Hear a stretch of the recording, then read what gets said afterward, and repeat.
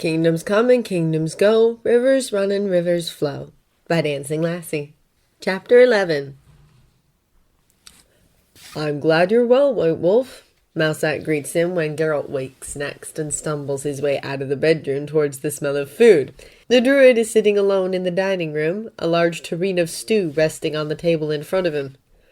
Mousak. Geralt is surprised to see the Druid. You look like shit. And he does. The Druid has obviously just come from a bath, his hair damp and curling around his neck, but there are large bags under his eyes, and he moves his arms stiffly when he tries to ladle them helpings of stew. You're not exactly looking your best yourself. I wouldn't throw stones here if I were you. What are you doing here? Citra, I thought you were dead. I thought I was dead. Mousak shakes his head ruefully. I would be if it were not for Jaskier sending his brother to rescue me. You know Jaskier well then. There had been no time when they last met for Geralt to question his two friends' acquaintance, but he was curious. Jaskier had never mentioned the Mousak to him, but the Druid spoke of him warmly. Of course! Who else would have introduced him to the princess? I used to help him slip into the palace after her birthday every year. I remember when she was 3 and he brought her a giant cake. They scoffed the entire thing and then she threw up on his best doublet. His face was a picture, a strange combination of alarmed and completely scandalized. Mousak is laughing at the memory, but Geralt can't help but feel a pang of regret. He might have had these memories too with Jaskier if he hadn't convinced himself to stay away. If he had insisted on asserting his rights as the witcher who had claimed the law of surprise, he might have seen her grow, watched from the sidelines as Jaskier spoiled her.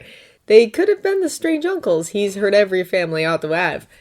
How might things have changed if he'd allowed himself to be involved? Would Calanthe have relented and allowed him to take Cirilla away from danger if he'd already been part of the young princess's life? I'm sorry, he tells Mousak gravely.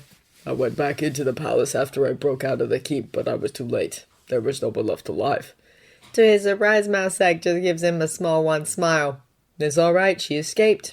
Lord Trava assured me she's safe. Geralt collapses into a seat, a surprising amount of relief flooding through him. Sick fuck, he breathes.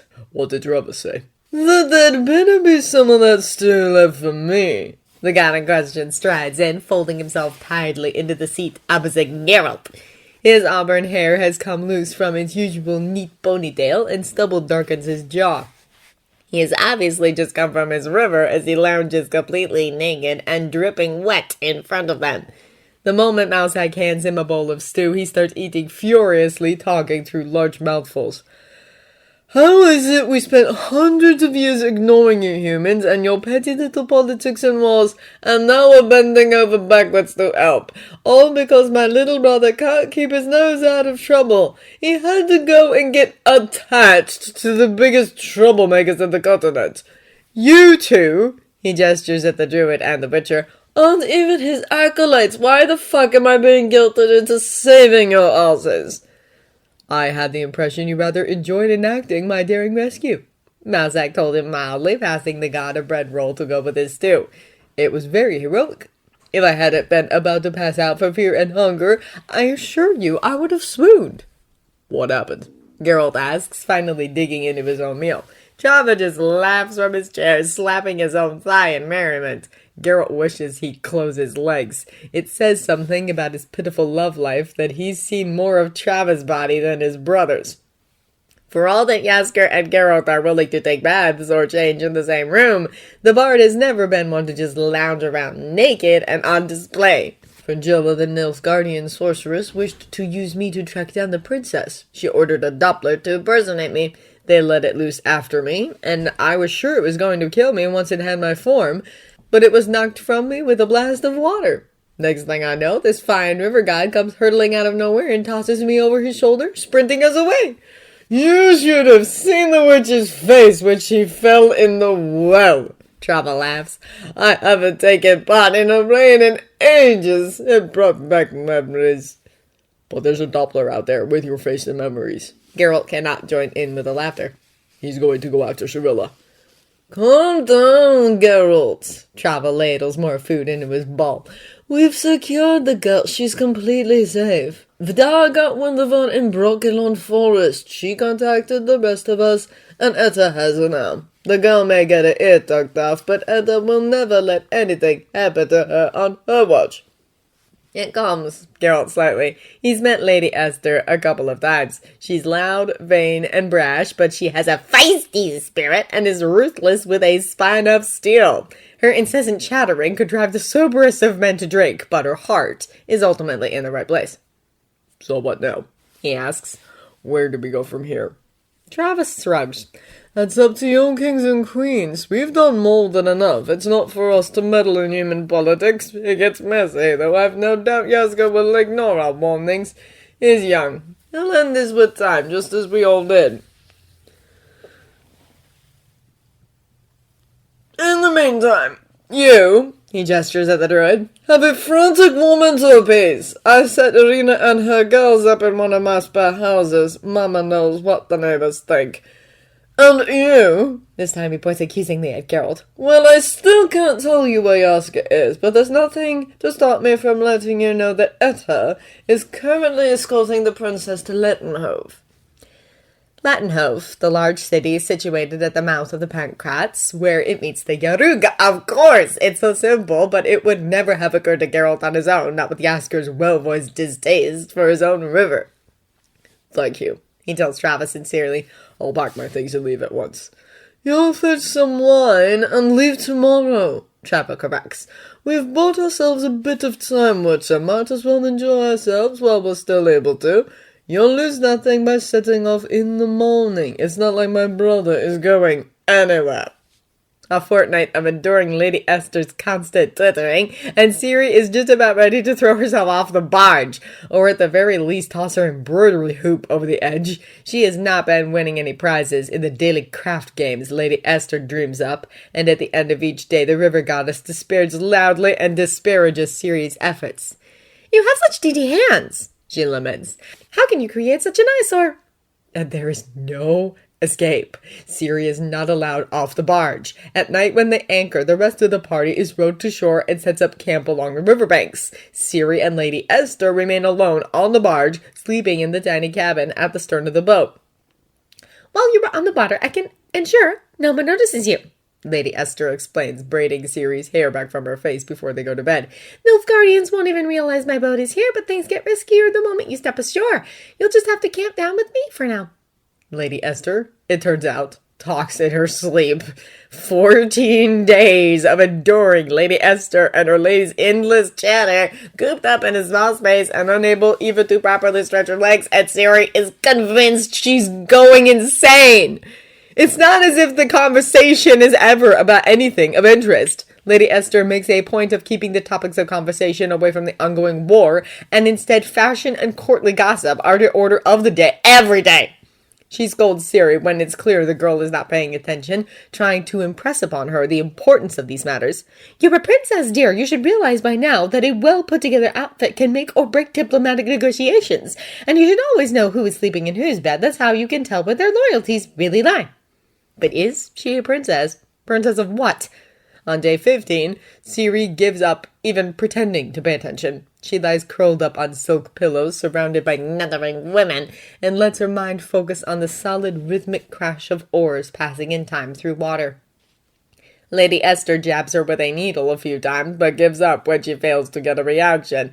Ciri just dozes, allowing the sun to warm her back as she reflects on happier times. She doesn't realize when the boat starts to turn, leaving the Yaruga to turn up the Pancrats, but she does sit up at the sharp kick a glaring Lady Esther bestows upon her. We're almost here, pet. Have a look. Lettenhove is not as grand as my own home, but it is a truly delightful city, a place for the arts. Why, only Octaford can brag for more theatres, but Lettenhove is where they hold the boardings each year. It's such a spectacle, you'll never see anything. Ciri tunes out the chatter, staring in wonder at this new city that seems to have appeared from nowhere. She can hear rivermen yelling at each other from the shore and can make out miles of yellow stone buildings with red-tiled roofs.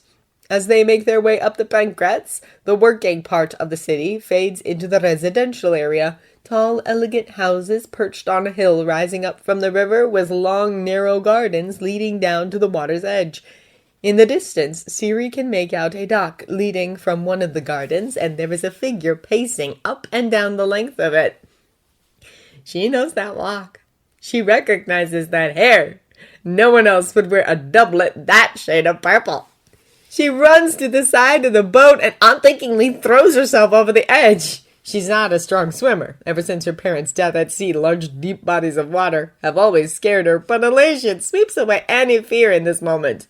She sinks like a stone beneath the surface, her clothes weighing her down even as she kicks upwards. She hears the splash of someone else entering the river, and soon strong, familiar arms circle round her waist, and she is hoisted up, breaking through the water into the sunlight, held securely in a river god's embrace. He keeps them both afloat without difficulty, strong legs treading water as he clasps her tightly to him, muttering desperate phrases into her wet hair. "I've got you! I've got you!" he exclaims, his breath warming the top of her head. "You're safe, I've got you." And she is. Finally she is safe. Here with her river god who will protect her from the world. She lets out a sob, burrowing her head into his neck, finally able to let it all go, to grieve what she has lost. "Jaskier," she chokes. "Ame, Ciri. I promise you, Ame. I'm not going anywhere." Jaskier had thought his heart had stopped the moment he saw Ciri throw herself into his river. He knew she was not the best of swimmers, and the waters at this time of year were so cold. 2 heartbeats had passed, and when she didn't surface, he had thrown himself in after her without a second thought. A strange jolt had gone through him the moment he'd been submerged by the water. He could feel her in his soul. He could feel the all-consuming anguish that she'd been suffering from since the destruction of her home, her worry, her doubts, and her fears. But he could also sense something else. It was a tiny thing, but it shone ever so brightly, pushing back the dark emotions that could consume a person in their entirety. Hope.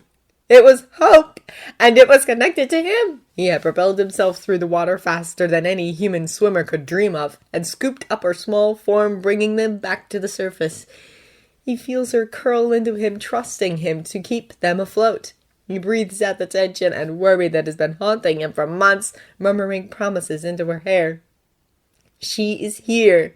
Destiny has brought her to him. His river has brought her to him. She is his, and he is hers. If Geralt were to appear before him in this moment, Jaskier would forgive him in a heartbeat. It doesn't matter that the Witcher bound them together and never told him. He'll even forgive Geralt for binding him to the witch because he's got Ciri, his little princess. He wasn't allowed to claim her before, but Geralt's wish... Well, it turns out what is Geralt's is also Jaskier's. He can be Ciri's protector now, her confidant, her guardian, her father. It takes some maneuvering to get Ciri into the house. Etta, bless her, he'll never say another unkind thing to her, just nods at him from her boat before snapping at the oarsman until she is carried off out of sight. Jaskier hauls them up onto the grassy embankment, getting dirt all over his trousers. His clothes are ruined, but he will mourn them later. Ciri has a tight grip around his neck, and while she's really too big for this now, he can't help but enjoy being allowed to perch her on his hip and carry her once more. It's been several years since she last allowed this, declaring herself too big for such things. Ike is waiting with towels at the back door and has arranged a screen in the kitchen so Ciri can get out of her wet clothes in privacy. She is reluctant to let go of him, but he gently pries her off so they can change. He keeps talking the entire time, just to give her the reassurance that he's still there. She emerges from the screen in one of his old shirts and a pair of Ike's trousers, legs rolled up just enough for her toes to peek out and belt fastened to the tightest notch. He'll have to send Ike to the theater today to steal a decent enough dress from the costume department.